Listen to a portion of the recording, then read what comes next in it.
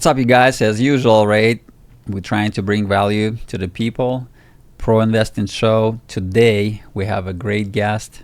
Very excited for him. So it's Von Dora. He played NFL. And Von, thank you for coming today.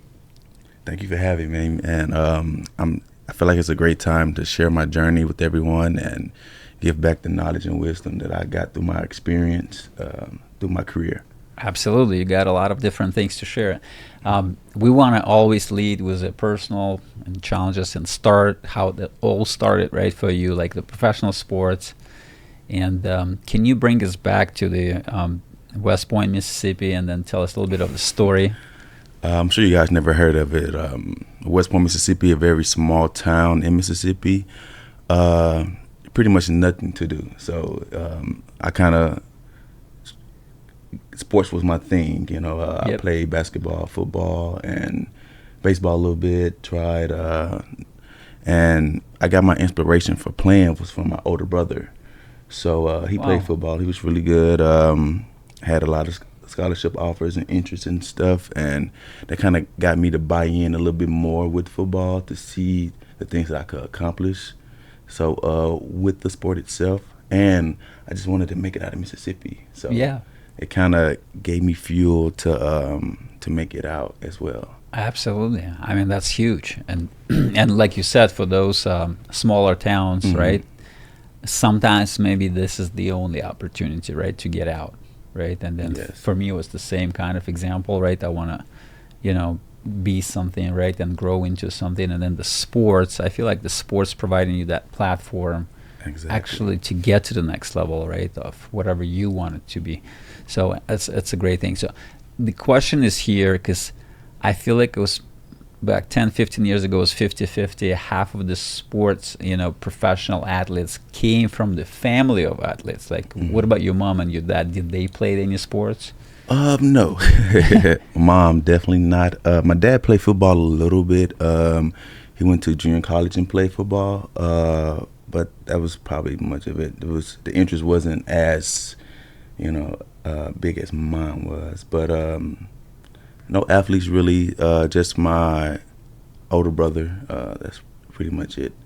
My love for the game just kind of draw me to the sport, especially seeing him play and seeing the cheers and stuff he got, so all of the accolades kind of, inspired me. Absolutely, yeah. That's huge, that's big.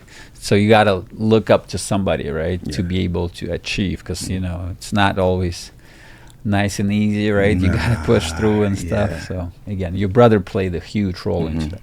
Beautiful. Because like I said, I'm not sure what's the statistics right now, but then back then it was like 50% of the professional athletes will come from the family from mom or dad for playing professional. And then the other half will be just, kids who, parents are never played professional sports, but then kids loved it and they pursued the passion and they, they were able to achieve huge things. Okay.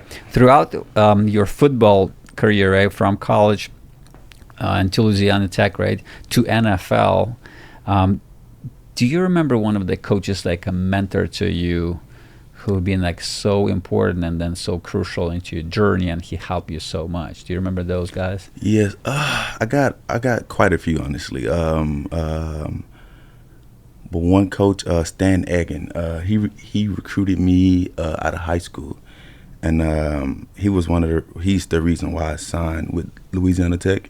I had 13 offers coming out of high school, but I was blessed. It was a lot of hard work. Can you name some of the schools? I had Mississippi State, Ole Miss, Southern Miss, Arkansas.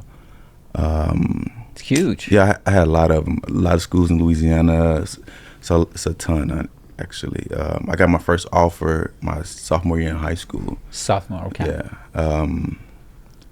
But he kind of instilled a lot of things in me as a player and as a person. So he kind of, I would say he was one of my mentors for sure. And we had another guy there, Ray Jackson. Amazing man, amazing. Kind of like a father figure. He was like the player coach, and I could say, like he just helped all players with issues they had, Yeah. trying to Even on a personal level, you personal mean, level. right? Yes, It's not yes. like it's a internal personal development. Yes. So he did that, and it was great for the program as well. Yeah. So yeah, finding that person who can walk you through, maybe even support sometimes, right, and then help you out a little bit. That's huge. Yes. And then, would you say if he would not show up and recruit you to the school, you would never get into the school? I mean, from the high school, you would never get into the Louisiana? Yeah, Tech? if it wasn't for him, and he was like dedicated, like I think they started recruiting me going into my junior year, and I would get calls from him at least 4 times a week. So recruited by phone, right? They Yeah, call you showed up to directly? my house. Oh, show up to the house. He came to Wow. my house. Yeah, he was on it. So That's if huge. if it wasn't from him, I probably wouldn't have signed with Louisiana Tech. I probably would have ended up going to like Mississippi State or something, honestly. Gotcha. So he stole me. He was right on you, Yeah. right? So obviously, right, you faced setbacks, right, and then some like injuries and team cuts and stuff like that. What personal habits or beliefs help you to stay grounded and push through that thing? Had a lot of injuries, ton of them. I would say one thing, just confidence in myself. I've been playing sports since middle school, little league. So I was confident in my skills, my preparation, training. So I was able to bounce back from stuff, injuries, just being able to persevere, because I had to do that a lot of my life. So it's kind of like a strong core value of mine. So always working hard and being able to bounce back from setbacks is very big for me. Yeah. So it's a certain mental space, and then one of the things like you can just quit, right? So by having not the first one, but the third and the fourth injury, right, and it takes time to recover. You're obviously not in the best shape when you just coming back on the field, right? Yeah. So can you tell us a little bit about like what was the mental space and how you like did somebody support you maybe, or even like personally, like, the mentally? So I remember when I was in Arizona, I had tore my plantar fasciitis tendon, and I didn't know it. So we went through training camp, and I think the second game of the season, like we played. I can't think what game we played. I think it was like the Lions or something. But my foot was so swollen they had to cut my cleat off. Wow. And I was just working through the pain just because Wow. I wasn't a $100 million salary guy. So I had to, play through injuries, play through things. So that kind of took a toll on me mentally.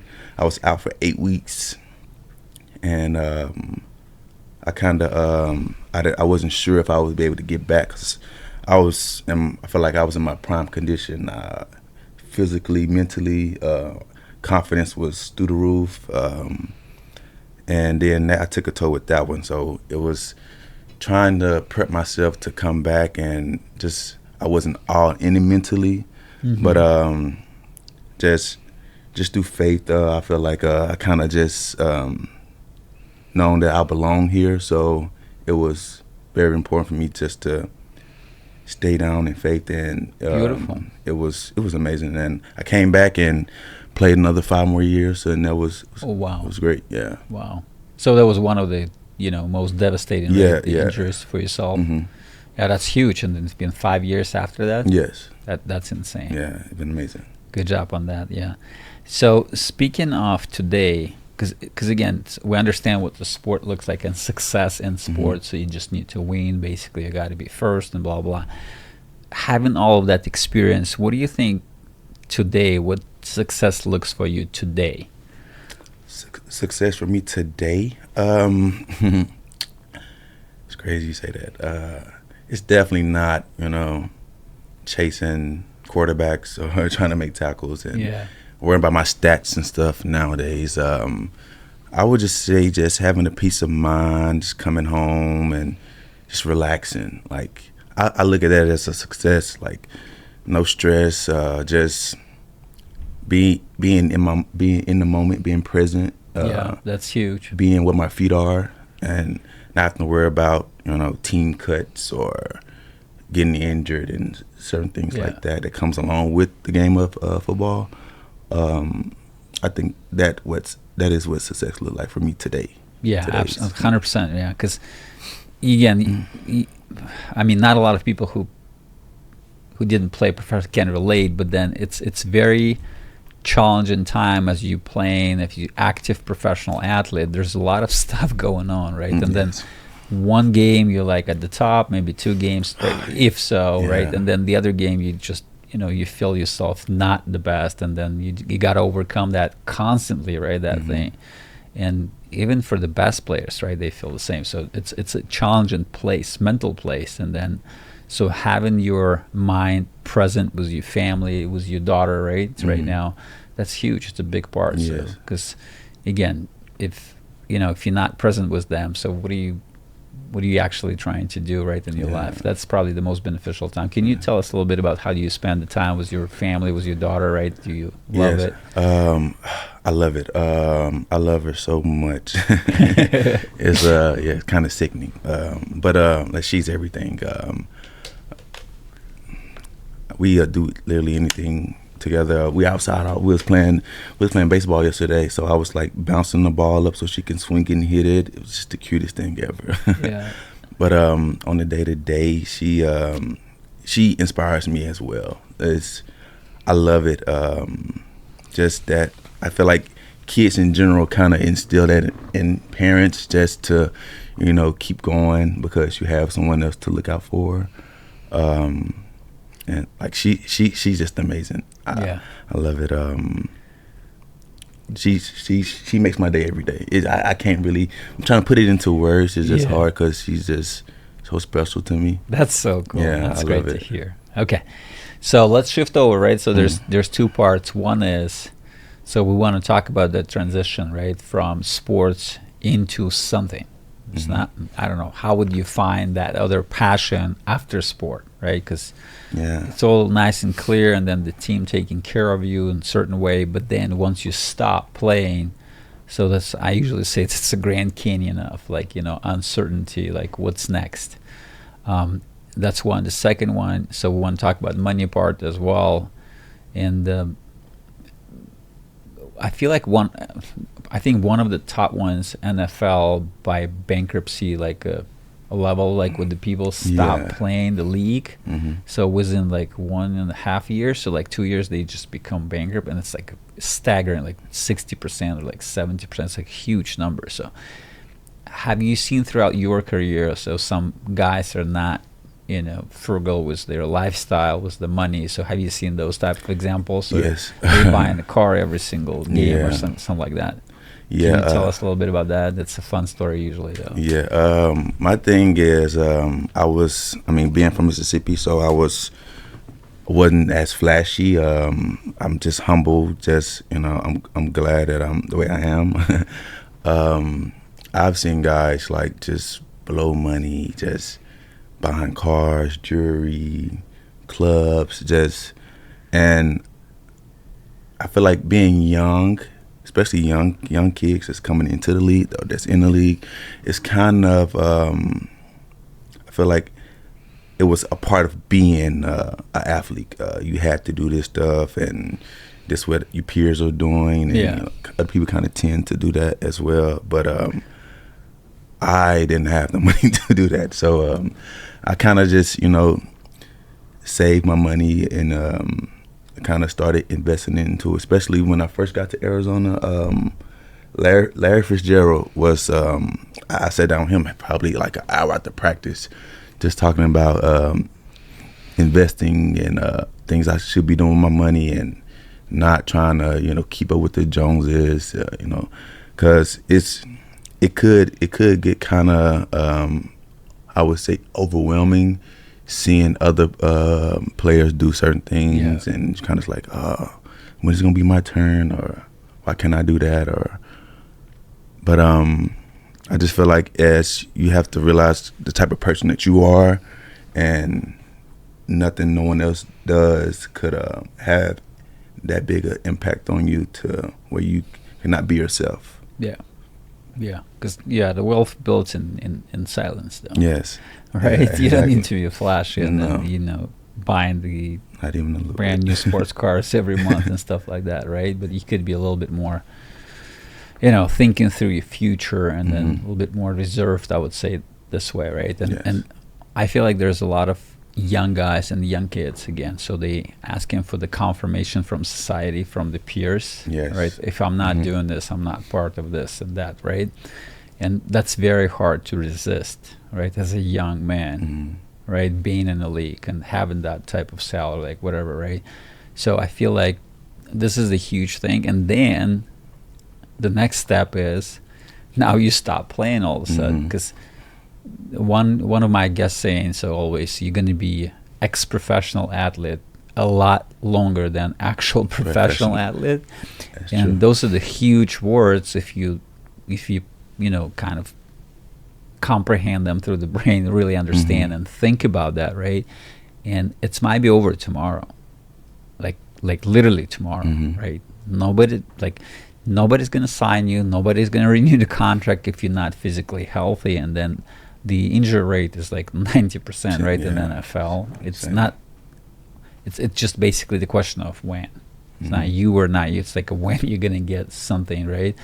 And what I'm saying here, so you stop playing all of a sudden, and you're not financially savvy enough, right, in the beginning of your career. So can you push us through the journey of you transitioning from sport into something, whatever you're doing right now and whatever giving you passion right now? So how was it? Did you actually start to think about your business career or future finances when you were still playing, or you just actually start to think about it when you stop playing? I guess to answer the question, I feel like it's a little bit of both.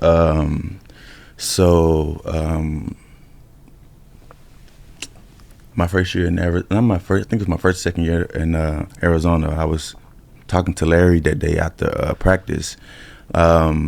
He gave me his financial advisor contact afterwards, and I kind of just started talking to him a little bit and just figuring out how can I invest, what kind of investor, am I comfortable being?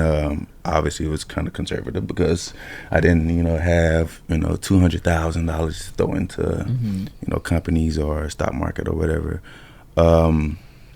Afterwards, I feel like I kind of took more control of my money and what I'm going to do. So my first venture was a coffee business, and That's cool. yes, it was fun. It tanked, but it was. I learned a lot from it, just about business, investing, and all the things that goes into it. And I feel like a lot of people think it's just easy, just to start a business or to just invest money into a business and think that you're gonna get this 10x ROI or 100x ROI, whatever. But that's not what it is. It's more complex than that. But I think the knowledge that you get from failing, I would say, if you can learn from failing, it would do you a great justice, especially in this business aspect. This industry will eat you alive for sure. But I learned a lot from that first Coffee Victory was the name of it. I learned a lot from it, and now I know how to move smarter when I'm handling my money, when I'm investing in certain companies, what to look for, certain deals, certain decks, how they look, how they're supposed to look. So it showed me a great deal of knowledge when I'm looking for investments. Yeah, your next opportunity, right? Yes. Yeah, that's huge. So can you tell us, it was you were a limited partner, you were partner 50-50, were active? It was 50-50. Yeah, it It was 50-50. And who was that other side of the business? So was it just a friend or somebody? It was someone through a mutual friend. We kind of connected and tried to get it. I thought it was a great concept, great idea. It was a coffee shop, right? Yes, and honestly, it was like trying to find another wholesaler for like the grounds and stuff. Kind of like ended the business essentially, but I mean that kind of like it was like I would say like a ripple effect to start off to hit like a dominoes to start just falling after that. So it's just okay. I just cut my losses at this point, but it was. I thought it was a great concept, a great idea, and I think I'm gonna try to rebrand it and bring it back because I myself love coffee. I have it just about every day, and wow, I think it'd be great. But it doesn't exist right now. No, not right now. Okay, not so anymore. It just shut down. Okay, gotcha. Yeah, and then I feel like you mentioned that already, right? Sometimes the biggest thing is, and failure is fine, but to start it, right? Yeah. So and then most likely if you just started, right, or you just going to start it, it's gonna be not the best success, right? Or it might be, you never know. But again, the statistics shows it's not the best usually, right? So it's gonna fail. But then and then what? So you just learn from that, right? It doesn't mean you need to stop, right? It means it's just the first step for you. Yes. So that means the second step you're gonna be more, kind of sophisticated. You're gonna look for certain things, right? And you'll find that better deal, whatever the business or something you're looking for, right? And the entrepreneurship, did you continue that journey through, because you said, the coffee business, was it any other like businesses, or what was the next step for that? Well, after that, I kind of just went to real estate, and I got with some of my peers, and this one I was telling you about the triple net. I love it. I'm hands off. It's well, like when I first got into it, I was new to real estate. I just just buying my home and stuff. But like getting into the commercial side of it, and saw that with the triple net that it's kind of on the tenant to kind of really pay for everything. If something was to happen, I just on the building.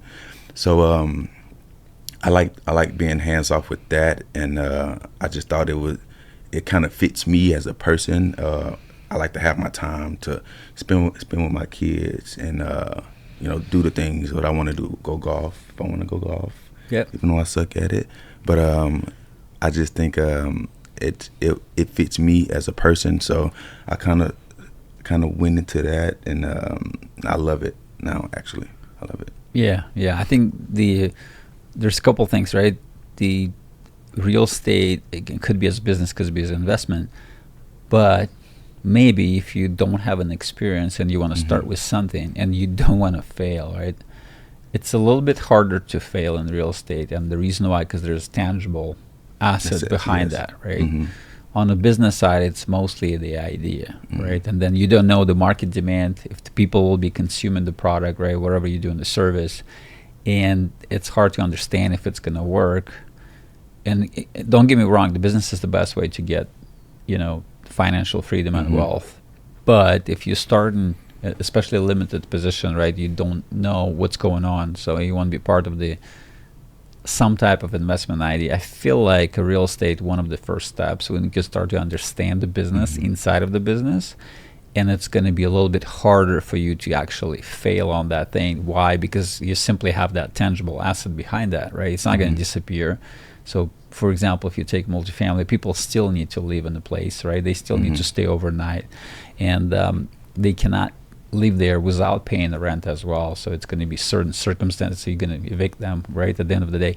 So what I'm saying is, I feel like it's a great path for athletes to start to learn, to start to tuckle into that business world without actually kind of, experience a drastic failure or losing the capital completely, right? So when you said the triple net, so that means the tenant will be responsible for insurance, maintenance and taxes, right, as well as the payment monthly for the rent.